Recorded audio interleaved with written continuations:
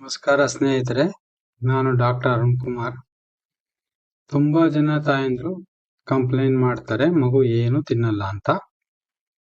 ಸಾಮಾನ್ಯವಾಗಿ ಇದು middle class ಮತ್ತೆ ಅಪ್ಪರ್ ಕ್ಲಾಸ್ ಫ್ಯಾಮಿಲೀಸ್ ನಲ್ಲಿ ಈ ಪ್ರಾಬ್ಲಮ್ ಜಾಸ್ತಿ ಇರುತ್ತೆ.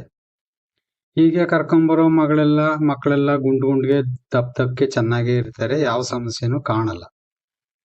ಆದ್ರೆ ಯಾತಕ್ಕೆ ಇವರು ಈ ತರ ಹೇಳ್ತಾರೆ ಅಂತ ಒಂದ್ ಸ್ವಲ್ಪ ವಿಚಾರ ಮಾಡೋಣ. ಮಕ್ಕಳಿಗೆ ನೀವು ತಿನ್ಸೋದ್ರಲ್ಲಿ 2 ಅಂಶಗಳನ್ನು ಗಮನಿಸಬೇಕು. ಒಂದು ನ್ಯೂಟ್ರಿಷನಲ್, ಅಂದ್ರೆ ಮಕ್ಕಳಿಗೆ ಬೇಕಾದ ಪೌಷ್ಟಿಕಾಂಶಗಳನ್ನೆಲ್ಲ ಕೊಡೋದು.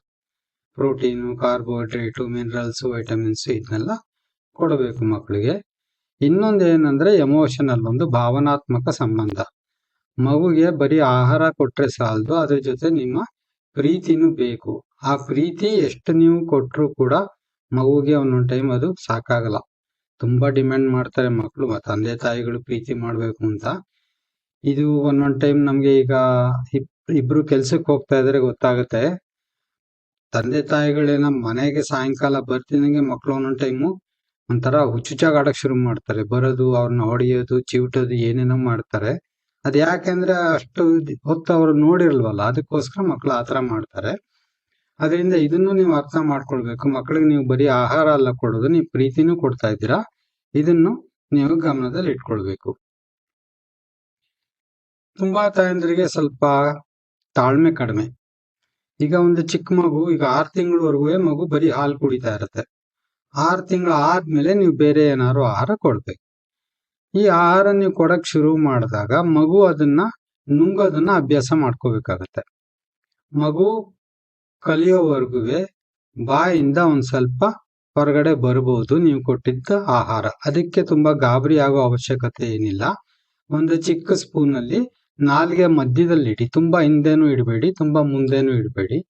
ನೀವು ಮುಂದೆ ಇಟ್ರೆ ಮಗು ಬಾಯನ್ನ ಮುಚ್ಚಿದಾಗ ಅದು ಹೊರಗಡೆ ಬರುತ್ತೆ. ಎಷ್ಟೋ ಜನ ಇದಕ್ಕೂ ಏನು ತಿಂತಾ ಇಲ್ಲ ಮಗು ಅಂತ ಹೇಳ್ತಾರೆ.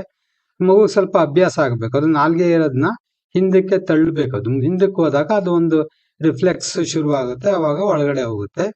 ಅದನ್ನ ಕಲಿಯೋವರೆಗೂ ಒಂದ್ ಸ್ವಲ್ಪ ತಾಳ್ಮೆ ಇರ್ಬೇಕು. ಇದಕ್ಕೆ ಹೆಚ್ಚಿಗೆ ಗಾಬರಿ ಮಾಡ್ಕೊಳ್ಳೋ ಅವಶ್ಯಕತೆ ಏನಿಲ್ಲ. ಎಲ್ಲ ಮಕ್ಕಳು ತಿನ್ನೋವಾಗ ಒಂದ್ ಸ್ವಲ್ಪ ಚೆಲ್ಕೊಳ್ಳೋದು ಸಾಮಾನ್ಯ. ಇದಕ್ಕೆ ಟೆನ್ಷನ್ ಮಾಡ್ಕೊಳ್ಳೋ ಅವಶ್ಯಕತೆ ಏನಿಲ್ಲ. ಮತ್ತೆ ನಾನು ಹೇಳ್ದಂಗೆ ಆ ಒಂದು ಭಾವನಾತ್ಮಕ ಸಂಬಂಧನೂ ಬೇಕು. ಯಾವುದೇ ಮಗು ಆಗ್ಲಿ ಸುಮ್ಮನೆ ಕೂತ್ಕೊಂಡು ತಿನ್ನೋದಿಲ್ಲ. ನೀವು ಯಾವ ಮಗುನೇ ನೋಡ್ಲಿ, ಈಗ ಒಂದ್ 2 ವರ್ಷದ ಮಗು ನಾವು ತಿನ್ನೋ ತರ ಟೈಮಿಗೆ ಸರಿಯಾಗಿ ಬಂದು ಕೂತ್ಕೊಂಡು ಎಷ್ಟು ಬೇಕೋ ಅಷ್ಟು ತಿನ್ಕೊಂಡು ಹೋಗಲ್ಲ ಯಾವ ಮಗುನು. ಯಾಕೆಂದ್ರೆ ಆ ಮಗುಗೆ ಅದ್ರ ಜೊತೆ ನಿಮ್ಮ ಪ್ರೀತಿನೂ ಬೇಕು. ಅದರಿಂದ ನೀವು ಸ್ವಲ್ಪ ಮಗು ಜೊತೆ ಆಟ ಆಡ್ಬೇಕು. ಮಗುನ ಹೊರಗಡೆ ಕರ್ಕೊಂಡೋಗಿ ಏನಾದ್ರೂ ಕತೆ ಹೇಳಿ, ಮತ್ತೆ ಪಕ್ಷಿಗಳನ್ನು ಅಥವಾ ಏನಾರ ಪ್ರಾಣಿಗಳನ್ನ, ಮನೆಯಲ್ಲಿ ನಾಯಿ ಇದ್ರೆ ಬೇಕಿದ್ರೆ ಅದನ್ನೆಲ್ಲ ತೋರಿಸಿ, ರಾತ್ರಿ ಆದ್ರೆ ಚಂದ್ರನ್ ತೋರಿಸಿ, ನೀ ತಿಂದೆ ಹೋದ್ರೆ ಯಾವ್ದೋ ಪಕ್ಷಿ ಕರ್ಕೊಂಡು ಹೋಗ್ಬಿಡುತ್ತೆ ಅಂತೆಲ್ಲ ಹೇಳಿ, ಈ ತರ ಎಲ್ಲ ಸ್ವಲ್ಪ ಮಾಡ್ಬೇಕು ನೀವು. ಇಲ್ದೆ ಹೋದ್ರೆ ಆ ಮಗುಗೆ ಆ ಎಮೋಷನಲ್ ನೀಡ್ ಅಂತ ಹೇಳ್ತೀವಲ್ಲ, ಅದು ಸ್ಯಾಟಿಸ್ಫೈ ಆಗಲ್ಲ. ಅದ್ರಿಂದಲೂ ಮಕ್ಕಳು ಗಲಾಟೆ ಮಾಡಕ್ ಶುರು ಮಾಡ್ತಾರೆ. ಯಾಕಂದ್ರೆ ನೀವು ಕೊಟ್ಟಿದ್ದನ್ನ ತಕ್ಷಣ ತಿನ್ಬಿಟ್ರೆ ನೀವು ಹೊರ್ಟೋಗ್ತೀರಾ, ಮಗು ನೀವು ನೋಡಕ್ ಹೋಗಲ್ಲ. ಅದಕ್ಕೋಸ್ಕರ ಮಗು ಏನ್ ಮಾಡತ್ತೆ, ನೀವು ಎಷ್ಟೊತ್ತಾದ್ರೂ ಅಷ್ಟೊತ್ತು ಮಗು ಜೊತೆ ಇರ್ಬೇಕು ಅಂತ ಒಂದಿರುತ್ತೆ ಮಗುಗೆ. ಅದಕ್ಕೋಸ್ಕರ ಮಗು ಈ ತರ ಎಲ್ಲ ಆಟ ಆಡುತ್ತೆ.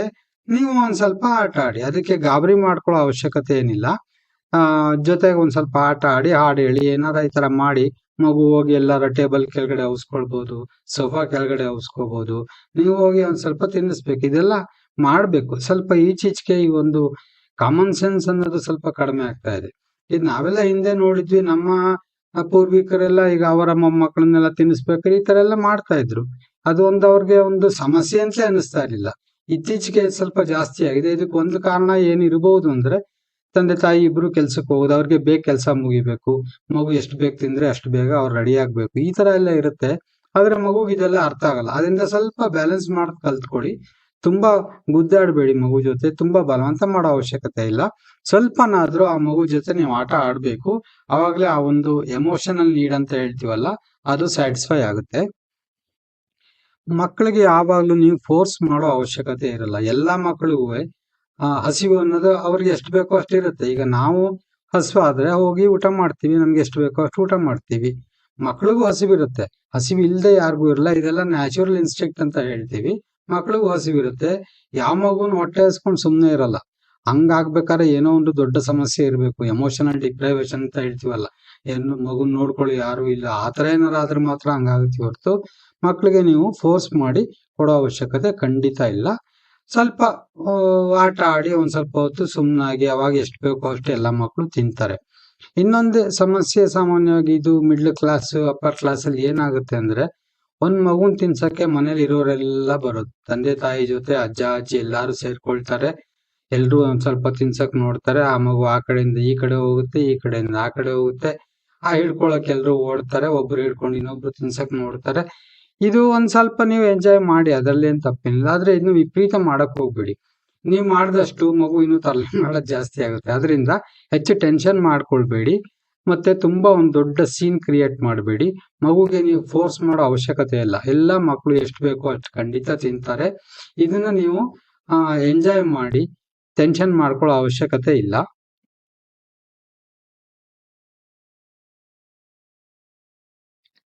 ಇನ್ನೆರಡು ವಿಚಾರಗಳನ್ನು ಯಾವಾಗ್ಲೂ ಜ್ಞಾಪಕದಲ್ಲಿ ಇಟ್ಕೊಂಡಿರಿ.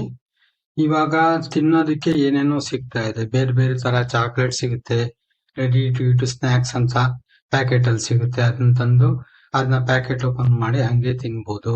ಅದಕ್ಕೆ ನೀವು ಬೇರೆ ಏನು ಮಾಡೋಗೋದಿಲ್ಲ. ಇದೆಲ್ಲ ಸ್ವಲ್ಪ ಟೇಸ್ಟ್ ಚೆನ್ನಾಗೇ ಇರುತ್ತೆ. ನಿಜ ಹೇಳ್ಬೇಕು ಅಂದ್ರೆ ರುಚಿ ಚೆನ್ನಾಗಿರುತ್ತೆ.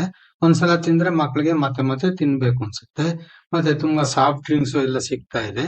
ಇದು ಸ್ವಲ್ಪ ಮಕ್ಳಿಗೆ ಇಷ್ಟ ಆಗುತ್ತೆ, ಯಾಕೆಂದ್ರೆ ತುಂಬಾ ಸಕ್ಕರೆ ಇರುತ್ತೆ. ಇದನ್ನೆಲ್ಲ ತಿಂತಾ ಇದ್ರೆ ಮಕ್ಳಿಗೆ ಹೆಂಗೆ ಹೊಟ್ಟೆ ಹಸುವಾಗುತ್ತೆ. ಏನಾಗುತ್ತೆ ಅಂದ್ರೆ ಮಕ್ಳನ್ನ ನೋಡಕ್ ಯಾರ ಬಂದ್ರೆ, ಚಿಕ್ಕಪ್ಪನೋ ದೊಡ್ಡಪ್ಪನೋ ಮಾವನೋ ಅಥವಾ ನಿಮ್ಮ ಫ್ರೆಂಡ್ಸ್ ಯಾರ ಬಂದ್ರೆ, ಮಕ್ಳಿದ್ ಮನೆಗೆ ಹೋದ್ರೆ ಸಾಮಾನ್ಯವಾಗಿ ಯಾರು ಬರೀ ಕೈನಲ್ಲಿ ಹೋಗಲ್ಲ, ಏನಾರ ಅವನ್ ತಗೊಂಡ್ ಕೊಡ್ತಾರೆ. ಈ ತರದನ್ನ ತಿಂತಲೇ ಇದ್ರೆ ಮಗು ಹೊಟ್ಟೆ ಹಸುವು ಆಗೋದೇ ಇಲ್ಲ. ಅದರಿಂದ ಇದನ್ನೆಲ್ಲ ಸ್ವಲ್ಪ ಕಡಿಮೆ ಮಾಡಿ. ಕೊಡ್ದೇನೆ ಇರಕ್ಕಾಗಲ್ಲ, ಚಿಕ್ಕ ಮಕ್ಕಳು ಆಸೆ ಪಟ್ಟ ಕೆಲವೊಂದು ಕೊಡ್ಬೇಕಾಗುತ್ತೆ. ಆದ್ರೆ ಇದನ್ನ ವಿಪರೀತ ಕೊಡಬೇಡಿ. ಇದರಿಂದಲೂ ಕೂಡ ಮಗು ತಿನ್ನೋದು, ಮಾಮೂಲಿ ಆಹಾರ ತಿನ್ನೋದು ಕಡಿಮೆ ಆಗುತ್ತೆ. ಮತ್ತೆ ಇನ್ನು ಕೆಲವು ತಾಯಂದ್ರು ಒಂದು ತಪ್ಪು ಮಾಡ್ತಾರೆ.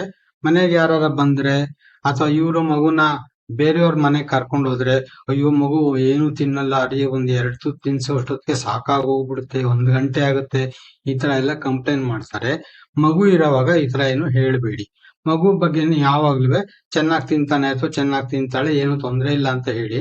ಯಾಕಂದ್ರೆ ನೀವು ಏನು ತಿನ್ನಲ್ಲ, ತುಂಬಾ ತೊಂದರೆ ಆಗ್ತಾ ಇದೆ ಅಂತೆಲ್ಲ ನೀವು ಜಾಸ್ತಿ ಹೇಳಿದ್ರೆ ಇದರಿಂದ ಮಗು ಸಮಸ್ಯೆ ಇನ್ನು ಜಾಸ್ತಿ ಆಗುತ್ತೆ.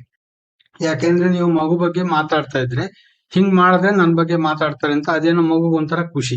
ಅದರಿಂದ ಇದನ್ನ ಯಾವಾಗ್ಲೂ ಹೇಳಕ್ ಹೋಗ್ಬೇಡಿ. ಬೇರೆಯವರಿದ್ರೆ ಮಗು ಸಮಕ್ಷಮದಲ್ಲಿ ಯಾವಾಗ್ಲೂ ಹೇಳ್ಬೇಡಿ. ನಿಮ್ಗೇನಾರ ಸಮಸ್ಯೆ ಇದ್ರೆ ಅದು ಬೇರೆ ಅವ್ರನ್ನ ಹೋಗಿ ಬೇಕಾದ್ರೆ ಕೇಳಿ.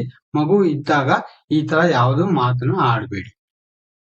ನಾನು ಹೇಳ್ದಂಗೆ ಇದನ್ನೆಲ್ಲ ನೀವು ಎಂಜಾಯ್ ಮಾಡ್ಬೇಕು. ಇದು ಒಂದು ಸಮಸ್ಯೆ ಅಂತ ಅನ್ಕೊಳ್ಬೇಡಿ. ಇದನ್ನ ನೀವು ಎಂಜಾಯ್ ಮಾಡಿ. ಯಾಕಂದ್ರೆ ಮಕ್ಳು ಬೇಗ ಬೆಳೆದು ಬಿಡ್ತಾರೆ, ಆಮೇಲೆ ನಿಮ್ಗೆ ಇದೆಲ್ಲ ಸಿಗಲ್ಲ. ಈಗ ಎಷ್ಟೋ ಜನಕ್ಕೆ ಮನೇಲೆಲ್ಲ ವಿಡಿಯೋ ಕ್ಯಾಮ್ರಾ ಅದೆಲ್ಲ ಇರುತ್ತೆ ಅಂದ್ರೆ ಕೆಲವರು ಇದನ್ನೆಲ್ಲ ವಿಡಿಯೋ ಮಾಡಿ ಇಟ್ಕೊಂಡು ಆಮೇಲೆ ನೋಡ್ತಾರೆ. ಅದ್ ನೋಡೋವಾಗ್ಲೂ ನಿಮ್ಗೆ ಖುಷಿ ಆಗುತ್ತೆ. ಅದರಿಂದ ಇದನ್ನ ಒಂದು ಸಮಸ್ಯೆ ಅಂತ ಅನ್ಕೊಳ್ಬೇಡಿ. ನೀವು ಇದನ್ನ ಎಂಜಾಯ್ ಮಾಡಿ. ಮಗುಗೆ ಸ್ವಲ್ಪ ಇದು ವೆರೈಟೀಸು ಮಾಡ್ಕೊಡ್ಬೇಕಾಗುತ್ತೆ. ಯಾಕಂದ್ರೆ ಒಂದ್ ಇಷ್ಟ ಆಗ್ಬೋದು, ಇನ್ನೊಂದ್ ಇಷ್ಟ ಆಗದೆ ಇರ್ಬೋದು.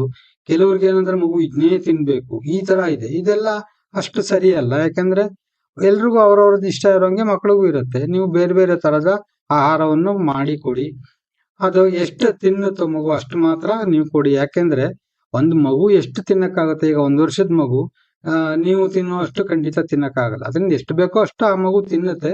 ಇದಕ್ಕೆ ನೀವು ಹೆಚ್ಚಿಗೆ ಟೆನ್ಷನ್ ಮಾಡ್ಕೊಳ್ಳೋ ಅವಶ್ಯಕತೆ ಇಲ್ಲ. ಎಲ್ಲದಕ್ಕಿಂತ ಮುಖ್ಯವಾಗಿ ಅಂದ್ರೆ ಆ ಮಗುವಿಗೆ ಒಂದು ನಿಮ್ಮ ಪ್ರೀತಿ, ಅದು ಬಹಳ ಮುಖ್ಯ. ಆ ಪ್ರೀತಿನೂ ಸಿಗ್ಬೇಕು ಮಗುಗೆ, ಜೊತೆಗೆ ಆಹಾರನೂ ಸಿಗ್ಬೇಕು. ಇದೆರಡನ್ನು ಯಾವಾಗ್ಲೂ ಜ್ಞಾಪಕ ಇಟ್ಕೊಳ್ಳಿ. ಹೆಚ್ಚಿಗೆ ಟೆನ್ಷನ್ ಮಾಡ್ಕೊಳಕ್ ಹೋಗ್ಬೇಡಿ. ನೀವು ಬೇಕಾದ್ರೆ ಒಂದ್ಸಲ ನೋಡಿ, ನೀವು ಒಂದ್ಸಲ ಗಂಡ ಹೆಂಡತಿ ಇಬ್ರು ಸುಮ್ನೆ ಕೂತ್ಕೊಂಡು ತಿನ್ನಿ. ಮಗು ಒಂದು ಕಣ್ಣು ಇರ್ಲಿ ಮಗು ಮೇಲೆ. ನೀವೇನು ಹೇಳಕ್ ಹೋಗ್ಬೇಡಿ, ಮಗು ಏನು ಕೊಡಕ್ ಹೋಗ್ಬೇಡಿ. ಅವಾಗ ನೀವು ಸುಮ್ನೆ ಕೂತ್ಕೊಂಡು ತಿಂದಾದ್ರೆ ಮಗು ತಾನೇ ಹತ್ರ ಬಂದು ನಿಮ್ಮನ್ನ ಕಿತ್ಕೊಂಡು ನಿಮ್ ಕೈಯಿಂದಿರೋದನ್ನ ತಿನ್ನೋ ಪ್ರಯತ್ನ ಮಾಡುತ್ತೆ. ಇದನ್ನೆಲ್ಲ ನೀವು ಎಂಜಾಯ್ ಮಾಡಿ, ಟೆನ್ಷನ್ ಮಾಡ್ಕೊಳ್ಬೇಡಿ. ಇಷ್ಟು ಹೇಳಿ ಈ ವಿಡಿಯೋ ಮುಗಿಸ್ತಾ ಇದ್ದೀನಿ. ಜೈ ಶ್ರೀರಾಮ್, ಭಾರತ್ ಮಾತಾ ಕಿ ಜೈ.